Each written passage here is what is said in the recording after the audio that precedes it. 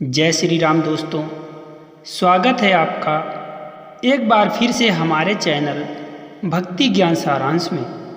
दोस्तों, श्री राम के होते हुए माता सीता ने क्यों किया था राजा दशरथ का पिंडदान? दोस्तों, ऐसा क्या कारण था कि अपने पति के होते हुए भी माता सीता ने किया अपने ससुर राजा दशरथ का पिंडदान? दोस्तों, इस रहस्य को जानने के लिए वीडियो को बिना स्किप किए हुए अंतिम तक अवश्य देखें। पिंडदान हरिद्वार, गंगा सागर, कुरुक्षेत्र, चित्रकूट सहित कई स्थानों पर किया जाता है। ऐसी मान्यता है कि यहाँ श्रद्धापूर्वक पिंडदान करने से पितरों को मोक्ष प्राप्त हो जाता है। लेकिन पुराणों में गया में पिंडदान करने का महत्व अधिक बताया गया है। गया जी में पिंडदान करने का जिक्र रामायण में भी किया गया है। गया जी में किए गए श्राद्ध की महिमा का गुणगान स्वयं भगवान राम ने भी किया है।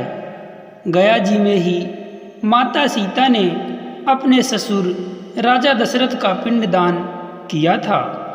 दोस्तों, वनवास के समय भगवान राम, लक्ष्मण और माता सीता पितृपक्ष के दौरान श्राद्ध करने के लिए गया धाम पहुँचे और वहाँ पर श्राद्ध करने के लिए आवश्यक सामग्री को जुटाने के लिए राम और लक्ष्मण नगर की ओर चले गए थे। तभी सीता जी ने दशरथ का पिंडदान गया जी में किया था। पुराणों के अनुसार राजा दशरथ की मौत के बाद भरत और शत्रुघ्न ने ही अंतिम संस्कार की हर विधि को पूरा किया था। लेकिन राजा दशरथ को सबसे ज़्यादा प्यार अपने बड़े बेटे राम से ही था।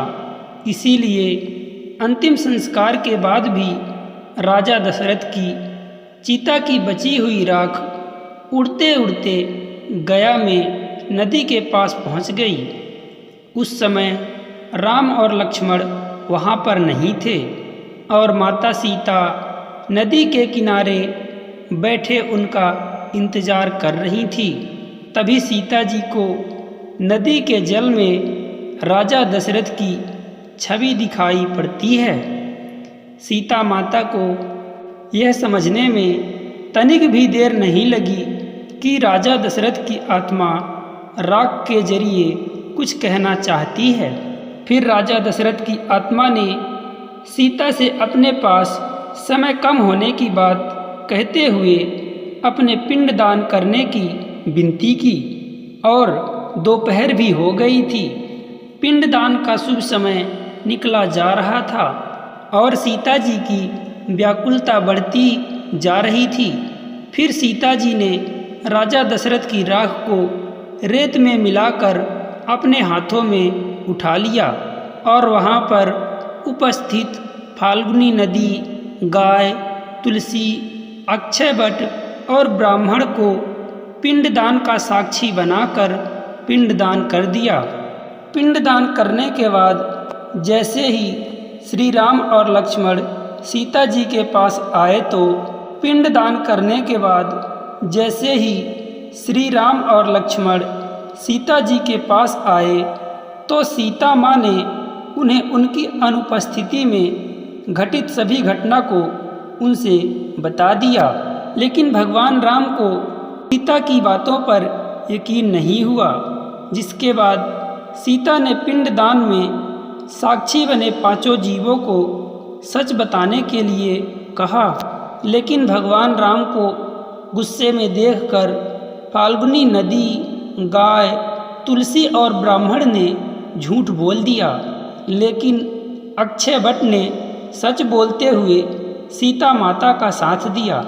तब गुस्से में आकर सीता माँ ने झूठ बोलने वाले चारों जीवों को श्राप दे दिया, जबकि अक्षय वट को वरदान देते हुए कहा कि तुम हमेशा पूजनीय रहोगे और जो पिंडदान करने के लिए गया आएंगे उनकी पूजा अक्षय वट की पूजा करने के बाद ही सफल होगी।